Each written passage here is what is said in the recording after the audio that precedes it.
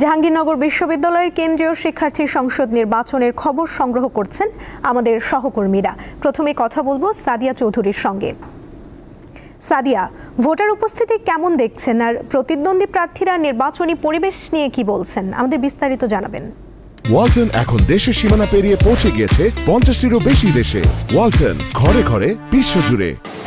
সুমনা, আপনাকে মাধ্যমে আমরা দর্শককে জানাতে চাচ্ছি যে আমরা আজকে সকাল থেকে এই জাহাঙ্গীরনগর বিশ্ববিদ্যালয়ে আছি এবং এখানকার পরিবেশ এখন পর্যন্ত অনেক সুষ্ঠুভাবেই ভোট গ্রহণ চলছে। আমরা এখন মহিলা একটি হলে আছি। এই হলটিতে আমরা দেখেছি যে প্রচুর পরিমাণে শিক্ষার্থীরা কিন্তু এখানে ভোট দিচ্ছেন এবং আমার পেছনে দেখতেই পাচ্ছেন যে পোলিং এজেন্ট সহ রিটার্নিং কর্মকর্তা আছেন একজন এবং 5 জন পোলিং এজেন্ট এখানে কাজ করছেন এবং শিক্ষার্থীরা এখানেও 3-4 জন আছেন, ভোট দিচ্ছেন এরকম কয়েকজন কিন্তু বুথে আছেন।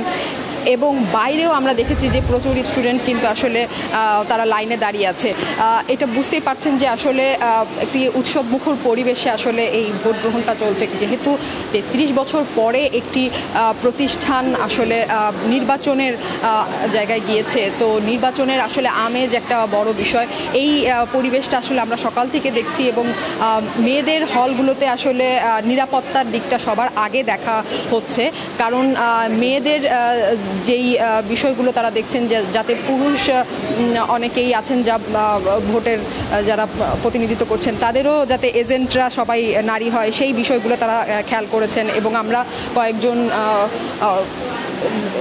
যারা ভোটার বা যারা ভোট দিয়েছেন এবার তাদের সাথেও আমরা কথা বলেছি। পোলিং এজেন্টরাও সন্তুষ্ট বলে আমাদেরকে জানিয়েছেন এবং যারা ভোট দিচ্ছেন তারা আসলে প্রত্যাশা অনেক। আসলে আমরা আরও 2-1জনের সাথে একটু কথা বলবো। আপু, আপনি তো ভোট দিলেন এই মাত্র, আমাদেরকে যদি বলেন আপনার অনুভূতিটা কেমন?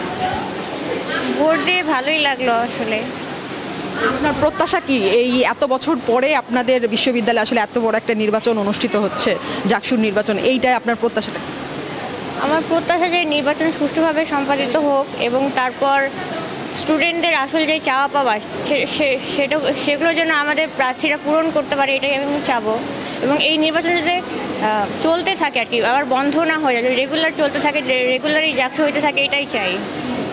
অবশ্যই আপনারা জানেন যে 1972 সালে কিন্তু আসলে এই জাকসুটা যখন প্রতিষ্ঠিত হয় তারপর থেকে কিন্তু আসলে মাত্র 8 বার আসলে এই নির্বাচনটা অনুষ্ঠিত হয়েছে, কিন্তু দীর্ঘ 33 বছর আসলে বন্ধ ছিল। সর্বশেষ 1992 সালে আসলে সর্বশেষ এখানে যেই নির্বাচনটা আসলে অনুষ্ঠিত হয়েছিল এবং এখানে কিন্তু আমরা দেখছি যে নিরাপত্তা, যেমন বলছিলাম, সিসি ক্যামেরার ব্যবস্থা কিন্তু আছে যাতে সুষ্ঠু একটি ভোট যাতে হচ্ছে এইটা যাতে তারা নিশ্চিত করতে পারে। যে কোনো রকমের অপ্রীতিকর ঘটনা ঘটলে সেটা যাতে তারা ধারণ করতে পারে এবং পরবর্তীতে সেগুলো দেখা যায়, সেই বিষয়গুলো কিন্তু আসলে তারা দেখছেন। এবং অফিসারদেরকে এই পোলিং এজেন্টকে সহায়তা করার জন্য কয়েকজন অফিসারও এখানে নিয়োগ আছেন এবং এখানে কিন্তু তাদের আইডি কার্ড সহ বিভিন্ন বিষয় কিন্তু দেখা হচ্ছে। আমরা 2-1জন আপার সাথে একটু পোলিং এজেন্টের সাথে একটু কথা বলবো। আপা, আমাদের সাথে একটু যদি বলেন কতজন শিক্ষার্থী আমাদের এখানে যুক্ত আছে অনার্সের এবং মাস্টার্স? অনার্সে হচ্ছে 488 জন আছে এবং মাস্টার্সে 83 জন স্টুডেন্ট আছে আর কি। মোট হচ্ছে 571 জন স্টুডেন্ট। এখন পর্যন্ত কি পরিমাণ ভোট পড়েছে বলে? এখন পর্যন্ত সিরিয়াল আসলে ওইখানে যারা সিগনেচার নিয়েছে এবং রিটার্নিং অফিসারের কাছে ওই কাউন্টটা আছে আর কি, আমরা শুধু সিগনেচার করে দিচ্ছি। মূলত আমি যেটা দেখছি গত 1 ঘন্টার মধ্যে আসলে এই 1 ঘন্টা 10-15 মিনিটের মধ্যে আসলে অনেক স্টুডেন্ট কিন্তু এখানে এসেছে।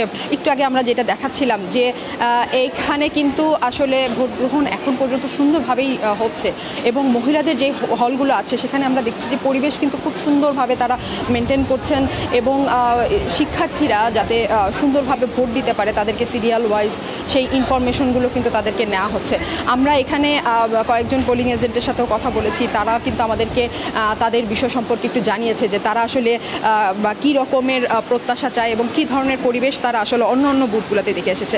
এবং আমরা 2-1জনের সাথে একটু কথা বলবো যে আপনারা তো আরও কয়েক জায়গায় গিয়েছেন, তো আমাদেরকে একটু যদি বলেন ভোটের পরিবেশ সম্পর্কে আপনাদের কী মনে হয়? মানে আরও এই যে ভোট যে চলছে, যে এতদিন পরে নির্বাচন, তো নির্বাচনের পরিবেশটা কিরকম দেখছে? নির্বাচনের পরিবেশ হচ্ছে আমি ডিসঅ্যাপয়েন্টেড, কারণ যতগুলো আচরণবিধি দেয়া হয়েছিল ওগুলো ঠিকঠাক মতো পর্যবেক্ষণ করা হয়নি। যারা নির্বাচন কমিশনার যারা ছিলেন, মানে এমন অনেক আচরণবিধি আছে যেগুলো হচ্ছে লঙ্ঘন হয়েছে। যেমন বলা হয়েছে 7,000 টাকার বেশি হচ্ছে ব্যয় করতে পারবে না এক একটা স্টুডেন্ট, কিন্তু আমরা দেখেছি যে হলে হলে বিরিয়ানির প্যাকেট ঢুকতেছে, হলে হলে হচ্ছে অনেক টাকা হচ্ছে, যেটা 7,000 টাকা হচ্ছে ক্রস করে গেছে। তারপর হচ্ছে স্পন্সার্ড কিছু পেজ, মানে আইডি বুস্ট করা হচ্ছে কয়েকবার।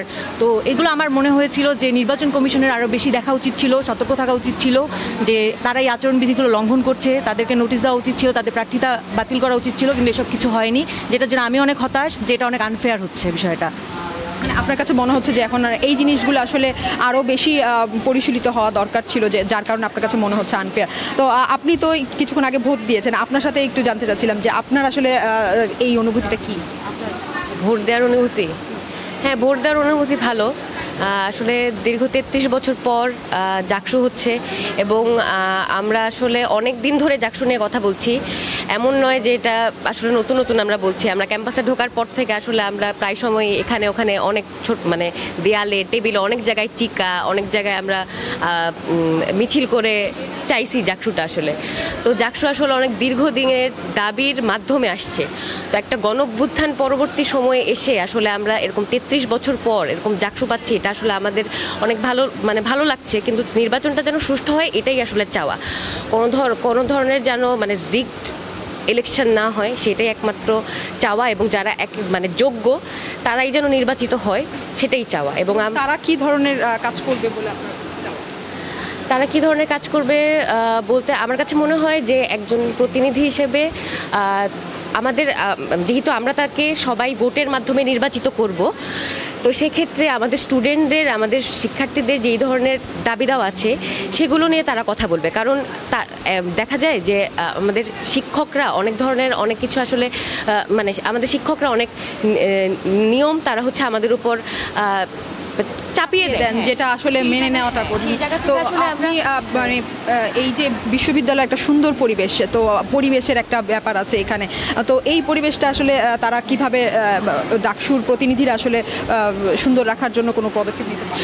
আমার মনে হয় যে আমাদের ডাকসুর যে প্রতিনিধিরা তারা যদি মাস্টার প্ল্যান নিয়ে কথা বলে, একাডেমিক মাস্টার প্ল্যান এবং পরিবেশের কথা যদি আমরা বলি, কারণ আমরা জানি আসলে জাহাঙ্গীরনগর কত হচ্ছে মানে গাছপালা এবং প্রাণ প্রকৃতিতে কত সুন্দর। তো সেই জায়গা থেকে কোনো মাস্টার প্ল্যান ছাড়া আমরা দেখতেছি যে অপরিকল্পিতভাবে অনেক বিল্ডিং উঠে যাচ্ছে, যেটা কোনো প্ল্যান নাই, যেটা আমাদের ক্যাম্পাসটাকে ধ্বংস করে ফেলতেছে।